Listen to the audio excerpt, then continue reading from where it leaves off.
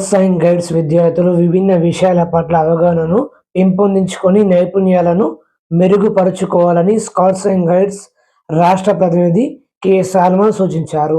సిరికొండ మండలం సత్యశోధ పాఠశాలలో scouts and guides విద్యార్థులకు డైమండ్ జూబ్లీ ప్రత్యేక జాతీయ జాంబోరీ కొరకు క్యాంప్ క్రాఫ్ట్ పైన ప్రత్యేక శిక్షణ శిబిరం నిర్వహించడం జరిగింది.